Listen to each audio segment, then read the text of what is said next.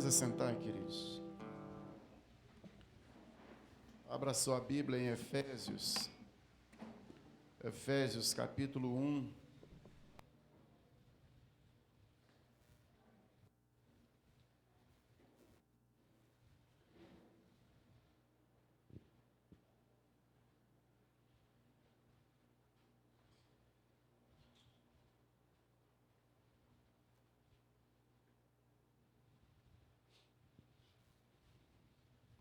Senhor, que a Tua palavra venha ser penetrada em nosso coração.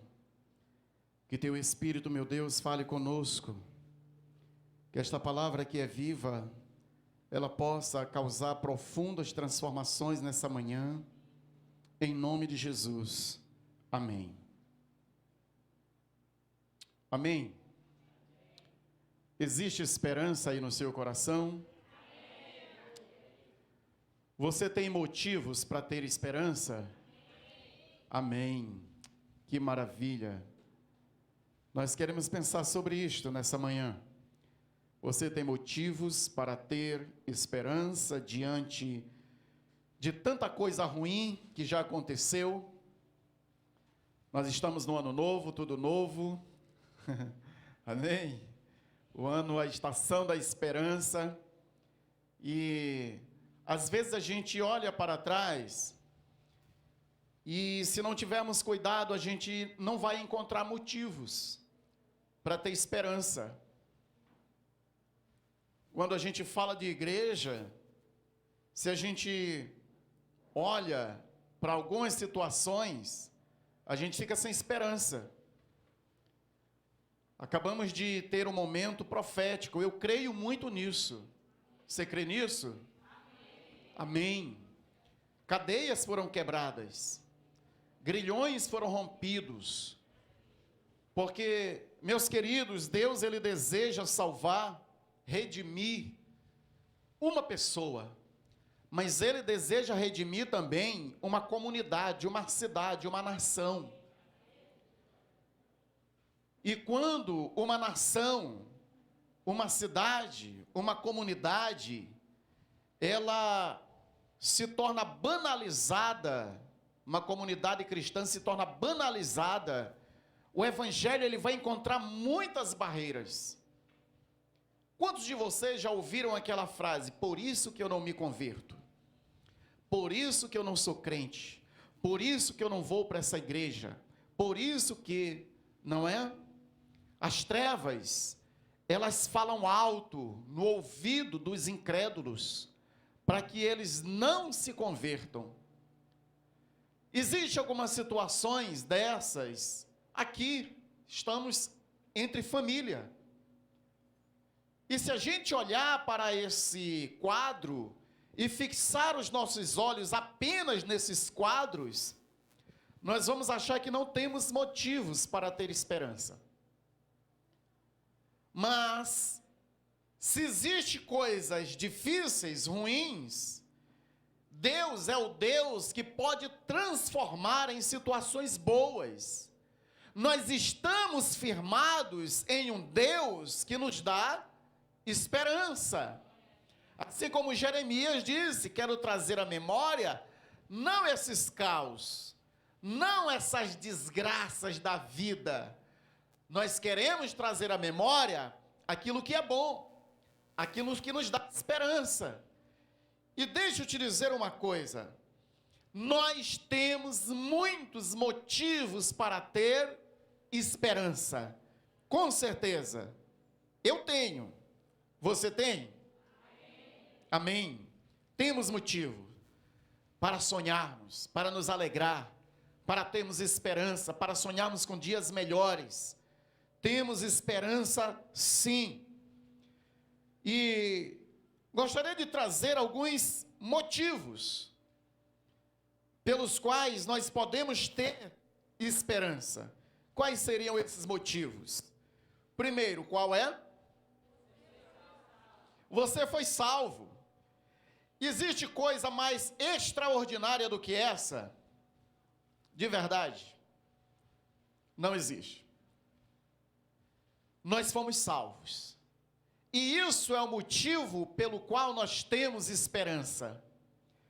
Efésios capítulo 1, versículo 5 nos diz o seguinte: nos predestinou para Ele, para a adoção de filhos, por meio de Jesus Cristo, segundo a riqueza da sua graça. A salvação é o nosso maior motivo de alegria. É motivo da nossa festa. É motivo da nossa felicidade. Se perdermos tudo nessa vida, mas tivermos a nossa salvação, se estivermos como filhos de Deus, nós não vamos sentir falta de nada. Não são os recursos humanos que nos dão alegria ou que nos trazem maior esperança, mas é o recurso espiritual que Deus nos deu através do seu Filho lá na cruz. Quando as pessoas, elas falam de si, geralmente elas falam de si a partir do que elas têm, não é verdade? O mundo olha para quem tem, Deus olha para quem é. Quando Samuel foi ungir o rei Davi, ele olhou aqueles homens, filhos, irmãos de Davi, belos, altos, fortes, homens de guerra, e disse: certamente é esse aí que é o rei de Israel que o Senhor escolheu. Mas Deus, ele trouxe uma palavra àquele profeta e diz: olha, Samuel, eu não vejo como o homem vê. O homem vê a aparência, vê o externo, mas eu vejo o coração. Amém? Deus, ele não vê o que tu tem. Deus vê o que tu és. Deus vê o que você vai se tornar. Deus vê o filho dele amado que você se tornou, a filha dele amada que você se tornou. Não existe nada mais importante nessa vida, meus queridos, do que a nossa salvação. Sem a nossa salvação, a gente pode ter tudo, mas somos os mais miseráveis dos homens. Com a nossa salvação, nós podemos não ter nada, mas somos os homens e mulheres mais ricos da face da terra. Porque a nossa salvação é o maior prêmio, é a maior conquista que Deus fez por nós lá na cruz do Calvário. É a nossa salvação. Não despreze a sua salvação. Antes de você ser qualquer outra coisa, você é filho. Você é salvo. E é isso que importa diante de tantas coisas. E os salvos, eles têm esperança. Ele não se desespera. O salvo não se desespera. Ele espera. Ele espera porque ele sabe que aquele que não poupou o seu próprio filho, antes não daria com ele, juntamente com ele, todas as coisas para nós. Se ele não poupou o bem maior, que foi o seu filho, aquilo que a gente precisa no dia a dia, para viver, para ser suprido as nossas necessidades, será que ele não daria? Daria. O maior tesouro, o maior bem ele entregou, que foi o seu filho, para nos dar a salvação. Então todas as outras coisas vêm junto. Amém? O texto de João, capítulo 1, versículo 12, diz: mas a todos quantos o receberam, deu-lhes o poder de se tornarem o quê? Filhos de Deus, a saber, os que creem no seu nome. Querido, é importante que a gente compreenda o seguinte, que isso não significa estar na igreja. Estar na igreja é consequência do salvo, de ser salvo. Mas só estar na igreja não garante salvação para ninguém. Só estar dentro de um templo não garante salvação para ninguém.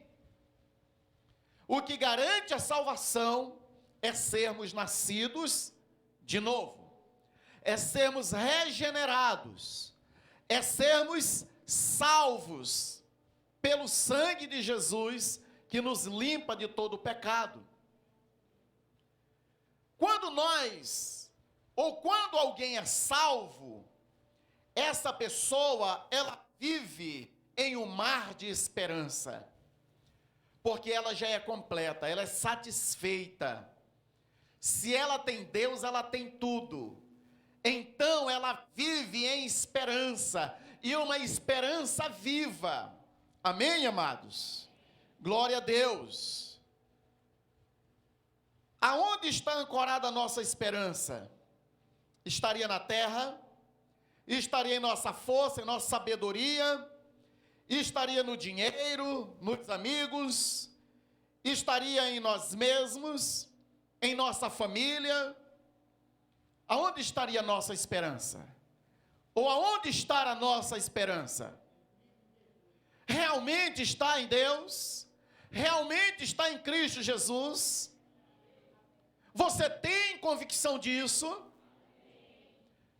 E se você perder sua casa? E se você perder seu emprego?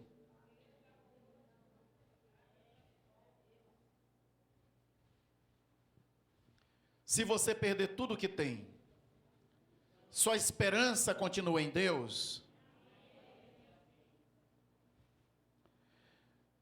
Se seu marido se desviar, se sua esposa se desviar, sua esperança continua em Deus?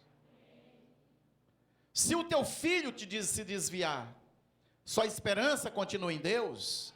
Se seus pais se desviarem, você continua tendo a sua esperança em Deus?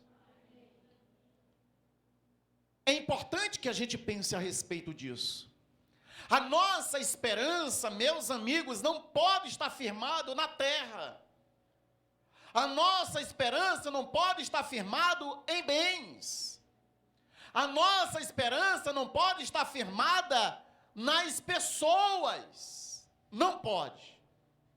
Se a nossa esperança estiver firmada em bens, em coisas, em saúde, em tudo que a gente pode adquirir, a nossa esperança é fraca, é falha. E no dia que nos faltar a saúde, vai nos faltar a esperança. No dia que nos faltar o emprego, a casa, o carro, a bicicleta, vai nos faltar a esperança. A nossa esperança, ela precisa ter um alicerce sólido em nosso Deus. Por quê? Porque Ele nunca vai faltar. Ele nunca vai nos faltar. Ele sempre vai estar conosco. Ele era, Ele é e Ele será. Ele é o eterno. Ele não é passageiro. Não vai chegar um dia que você vai dizer, na minha vida faltou Deus. Não. Ele está sempre presente. Ele é na minha vida e na sua vida. Então é nele que nós precisamos firmar a nossa esperança. Amém, querido? Pastor, mas eu quero ter esperança, mas quero ter tudo isso. Glória a Deus. São bênçãos de Deus. Mas não deixe que a sua esperança esteja nessas coisas. Que a sua esperança não esteja nem na igreja, no pastor. Que a sua esperança esteja em Deus. Ele é o centro. Ele deve ser o único alvo. As outras coisas, queridos, nós convivemos bem se nós temos a nossa esperança firmada em Deus, como filhos amados dele, como salvos em Cristo Jesus.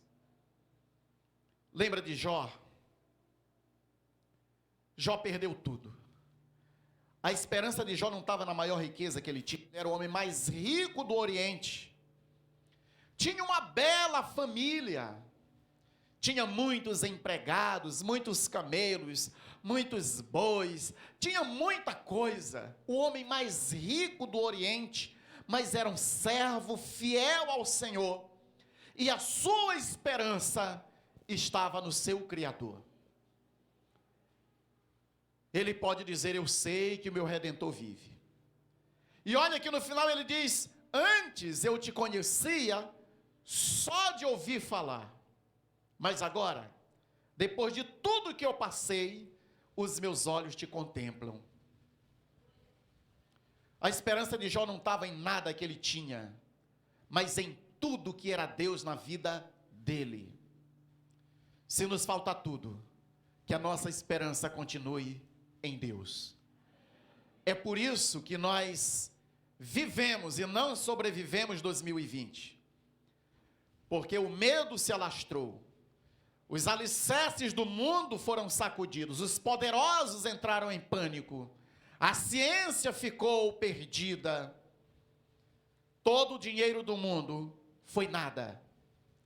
Toda a riqueza do mundo significou exatamente nada diante de um vírus, diante de uma pandemia.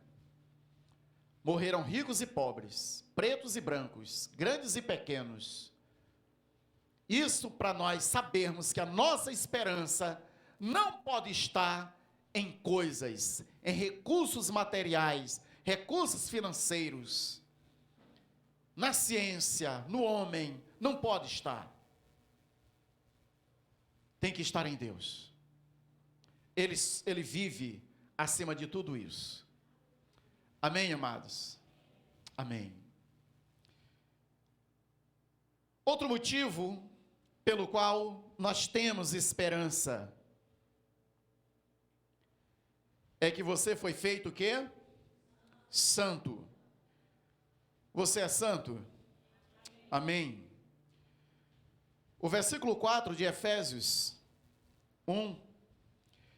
Assim como nos escolheu nele, antes da fundação do mundo, para sermos santos e irrepreensíveis perante ele em amor. O Espírito Santo, como morador da nossa vida, ele é a nossa esperança total. Porque somos santos, nós vivemos em um mundo perdido, caótico, sujo, mas nós temos esperança de que iremos morar com ele. A salvação já está consumada pelo sacrifício de Jesus. Mas a nossa santificação, ela permanece todos os dias da nossa vida. A santificação é um processo lento, às vezes doloroso, mas é um processo que nos torna cada vez mais parecidos com Cristo. Quanto ao processo de santificação, estamos sendo transformados de glória em glória na imagem de Cristo. Hoje você já não era o que foi ontem, amanhã não deve ser o que foi hoje, mas progredindo passo a passo para se tornar cada vez mais parecido com o Filho de Deus, com o primogênito, porque depois dele vieram outros muitos filhos, que somos nós. Um Deus que é paciente, que trabalha conosco, um Deus que é paciente, que trabalha em nós o caráter de Cristo. Ele tem paciência, ele é um Deus misericordioso, um Deus de graça, e nesse processo de santificação, não se preocupe que ele tem muita paciência com você e comigo. Se ele não tivesse paciência, já teríamos sido consumidos, sim ou não? Quanta besteira você já fez depois que se converteu? Eu que o diga. Já fizemos muita besteira, já pecamos muito, já tentamos acertar e continuamos errando. Algo que a gente queria tanto não fazer mais, vez por outra a gente fez. Coisa que a gente queria fazer, mas vez por outra a gente não fez. Quantas vezes já repetimos erros que não éramos mais para repetir? E Deus estava ali com misericórdia, com graça, com muita paciência. Teve paciência e tem paciência com a gente. Nesse processo, o importante é não parar, é progredir, é prosseguir, é se tornar uma versão melhor de si mesmo todos os dias. Esse é o nosso maior desafio. Não é se tornar, preste bem atenção, o nosso maior desafio não é se tornar melhor do que alguém. O nosso maior desafio é nos tornar uma versão melhor de nós mesmos. É sermos amanhã melhor do que fomos hoje. É sermos no próximo mês melhor do que fomos nesse mês. Esse é o nosso maior desafio, a nossa maior luta, a nossa maior guerra, e ela precisa ser vencida.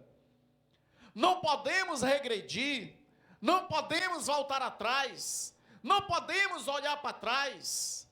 Nós precisamos ser uma versão melhor a cada dia, um pai melhor, um filho melhor, um esposo melhor, uma esposa melhor, um pastor melhor, e acima de tudo, uma pessoa melhor. Porque se eu for uma pessoa melhor, eu serei o melhor marido. Se eu for uma pessoa melhor, eu serei o melhor pastor. Se eu for uma pessoa melhor, eu serei o melhor discípulo. Amém? Queira ser melhor esse ano. Não melhor do que outros, mas melhor do que você já foi. Seja sempre uma renovação, porque nós estamos vivendo de glória em glória, na imagem do Filho de Deus. É de glória em glória, é de passo em passo. Filipenses 1,6 diz: estou convencido de que aquele que começou a boa obra em vocês vai completá-la até o dia de Cristo Jesus. Ele já começou a obra, e isso é muito importante, começar a obra.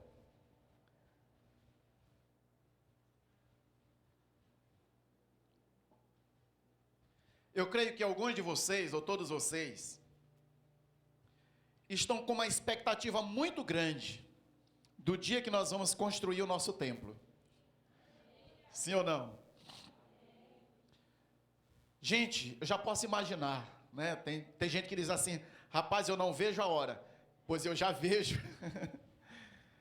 Já vejo a hora da gente começar aqueles alicerces, levantar aquelas paredes, começar essa construção. É claro que a gente já vê lá na frente, mas o que eu quero te dizer é que ele já começou a boa obra em nós. Se há uma expectativa de começarmos a boa obra em um templo, a expectativa maior, queridos Deus, é que ele começou a boa obra em nós. Nós somos uma construção em construção. Nós somos alguém que está em construção todos os dias. Nós estamos na olaria de Deus. Nós estamos na carpintaria de Deus. Nós estamos na oficina de Deus. Nós estamos sendo construídos e reconstruídos todos os dias. Agora, aquele que começou a boa obra, ele fez o projeto completo. E ele tem os recursos para completar essa obra. Ele não vai deixar pela metade. Aquele que começou a boa obra vai completar até o dia de Cristo Jesus. A obra que ele começou de restauração, de cura, de transformação, de santificação, na minha vida e na sua vida, ele vai completar. Pode acreditar nisso. Amém? Amém. John Wesley, ele diz o seguinte: a conversão tira o cristão do mundo. A santificação tira o mundo do cristão. Na conversão, Deus nos tirou do mundo. Nós não somos mais deste mundo. Nós estamos nesse mundo, mas nós não pertencemos mais a esse mundo, ok? Jesus disse: olha, Pai, eu não peço que eu os tire do mundo, mas que eu os livre do mal. Nós não pertencemos mais a esse sistema. Por quê? Porque ele nos tirou do mundo. Agora, muitas das vezes o mundo ainda está dentro de nós. Fomos salvos, nos tornamos filhos de Deus, Mas quantas coisas do passado ainda estão em nosso coração? É o mundo. E a santificação, ela tira o mundo de dentro de nós. É por isso que nós estamos nesse processo de jejum. E por isso nosso clamor a que todos jejuem. Ontem os intercessores começaram. Hoje toda a igreja, juntamente com os intercessores, toda a igreja começou hoje. Vamos todos os dias. É sacrifício, é busca. Qual é a nossa busca desses 10 dias? Santificação. Porque não é fácil, queridos, o processo de santificação. A nossa carne não quer oração, não quer jejum, não quer palavra, não quer obedecer. A nossa carne é rebelde. E nós precisamos mortificá-la. E deixar que o Espírito, ele vivifique dentro de nós. Ele conduz a nossa vida. Se a carne impera, o Espírito não tem liberdade de conduzir a nossa vida. E se ele não conduz a nossa vida, não nos tornamos discípulos de Jesus. Santificação. Leve esses dias muito a sério. Dê o seu melhor. No tempo de jejum, nesse parêntese aqui, talvez você não está acostumado a jejuar. Como é que eu jejuo? Você tira um tempo para Deus, onde você vai substituir o alimento físico pelo alimento espiritual. Você não vai comer, você vai se alimentar da palavra e da oração. De repente você não tem o tempo de uma manhã toda para ficar orando, lendo a palavra, meditando, que por sinal é bom demais. Passar uma semana com Deus, uma manhã com Deus, ou um dia com Deus, somente com a Bíblia e a oração. No final do dia você vai ver quão fortalecido você está. Mas de repente você está no trabalho. Como vou jejuar? Você pela manhã encontra um momento com Deus, tira um momento de oração com Deus, apresenta o teu jejum para o Senhor. E fala o motivo, que é a santificação. Então, você vai buscar na palavra textos que falam a respeito de santidade. Textos que falam a respeito de santificação, de mortificar a carne, de dar espaço para o Espírito. Esse tipo de palavra, você medita nessa palavra, você vai para o seu trabalho, jejuando, mas com a mente naquela palavra, meditando nessa palavra, ruminando essa palavra, trazendo essa palavra no seu dia, em todos os momentos. E aí, é até a hora do almoço, na hora do almoço você vai entregar o seu jejum. Senhor, eu te entrego este momento de sacrifício, com gratidão, eu entrego ao Senhor, abençoa este alimento e se alimenta. Amém? No outro dia, da mesma forma. Pastor, eu não tenho como jejuar pela manhã, posso jejuar da tarde para a noite, até o outro dia? Pode. O importante é que você ofereça o seu sacrifício. Eu estou tomando remédio, eu estou em cuidados médicos, eu não posso jejuar. O que eu faço? Ofereça algo para o Senhor. É o café que tu gosta demais? Oferece para Ele, substitua, mas eu não posso ficar em jejum, substitua por suco. Alguma coisa que vai te fazer muita falta. Se você não pode ficar sem se alimentar por motivo de saúde. Troque por algo que vai te fazer muita falta, por um sacrifício. O Senhor, Ele vai receber também. Tudo em prol da sua santificação. Nós somos santos, a palavra de Deus diz que nós somos santos. Porque santo significa ser separado para Deus. Amém? É o contrário de ser separado para a maldição, de ser anátema. O contrário é ser santo. Então, Deus nos separou do mundo, Deus nos escolheu, Ele nos salvou, Ele nos tornou pessoas santas, pelo propósito dEle, por causa dEle, pelo sacrifício dEle, nada por causa de nós.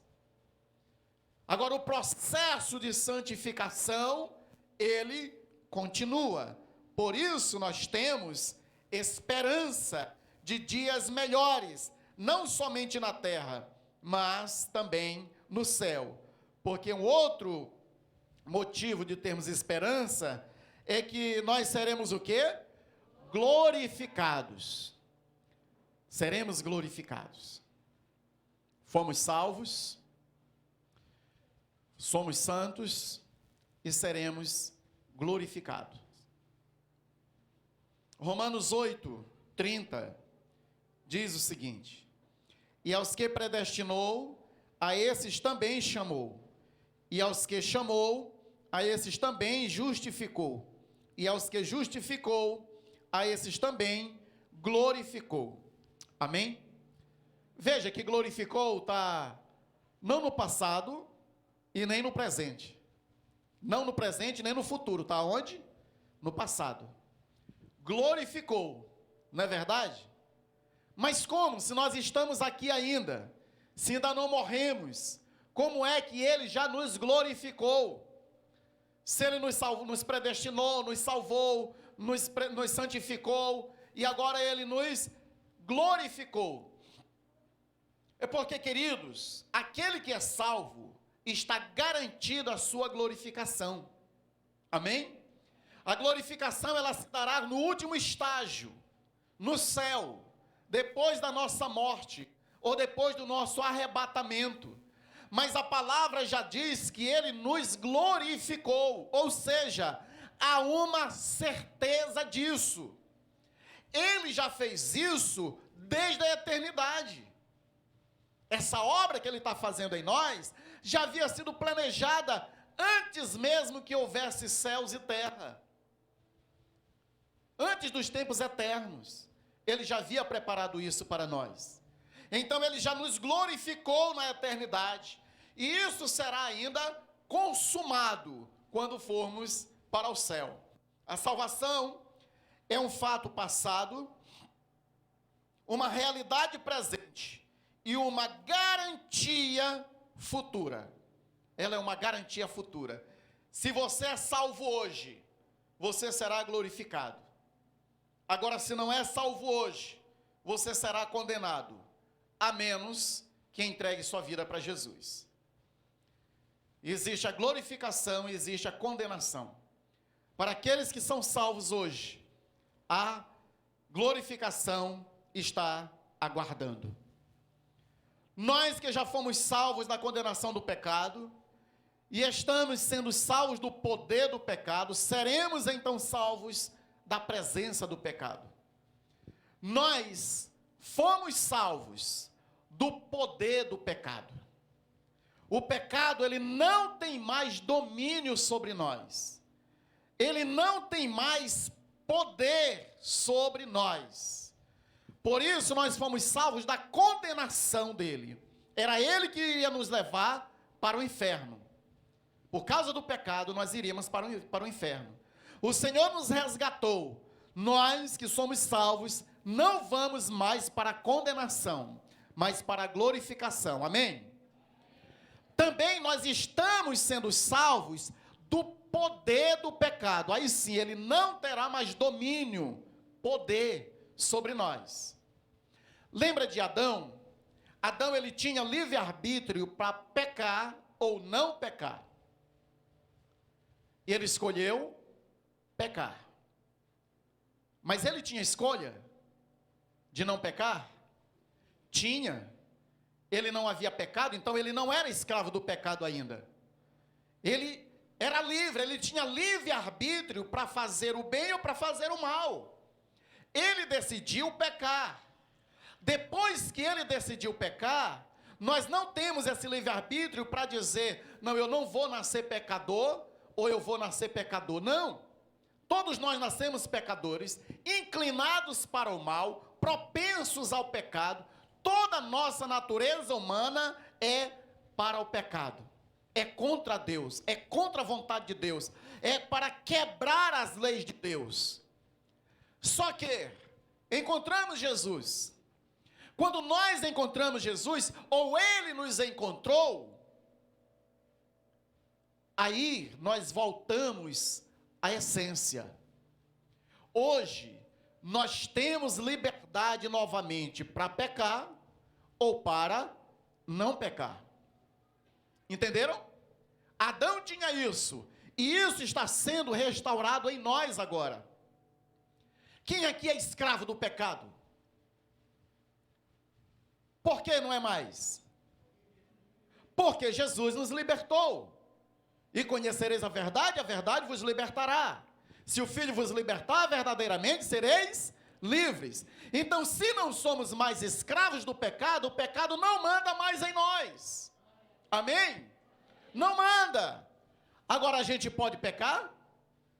Pode, se a gente quiser. Agora, a gente pode não pecar? A gente pode não pecar, se a gente quiser também. Nós temos hoje essa liberdade, para pecar ou não. Ele não tem mais poder sobre nós. A salvação nos trouxe isso. E ainda não terminou, olha para cá. E nós seremos salvos da presença do pecado.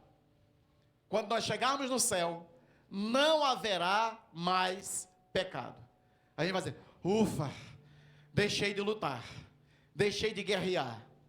Meus olhos agora só veem coisas boas, coisas bonitas. Nem fica imaginando besteira, não é? Não, agora é tudo puro, é tudo santo. O pecado não tem entrada ali no céu. Então nós seremos livres de uma vez por todas da presença do pecado.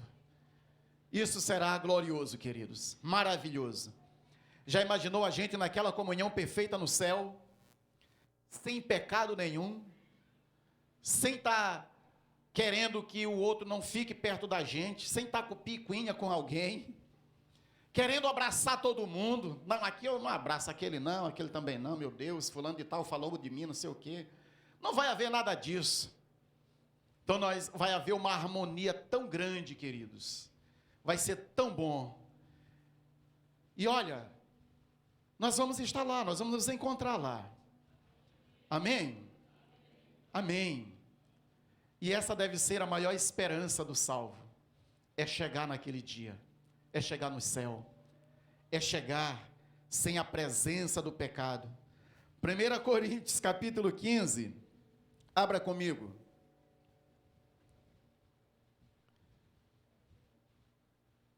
Primeira carta aos Coríntios, capítulo 15, 52 a 58. Olha o que diz a respeito do povo de Deus.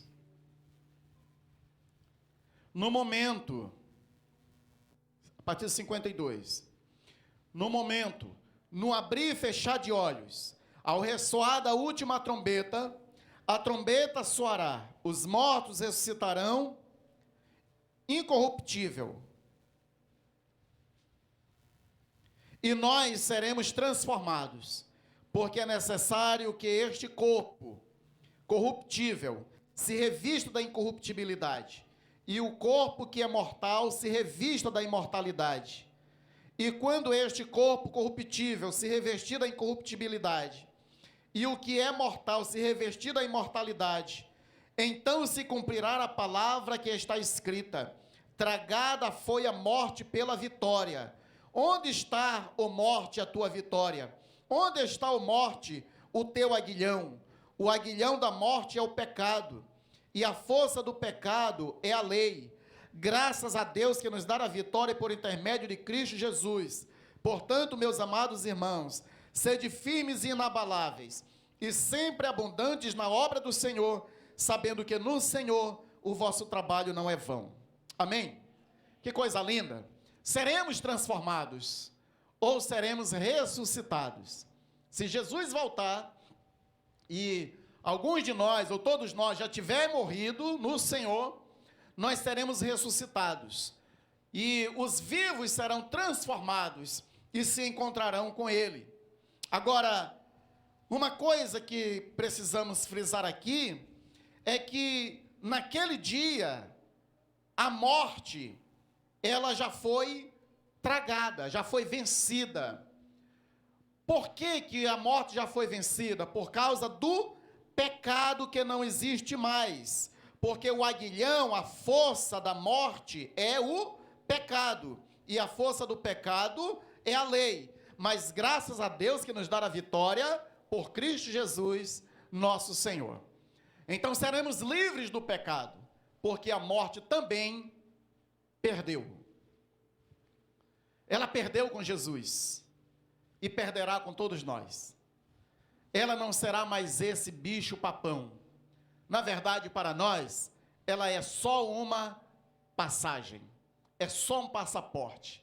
O cristão, se a morte o pegar, ele chega mais perto de Deus, mais rápido nos braços do Pai.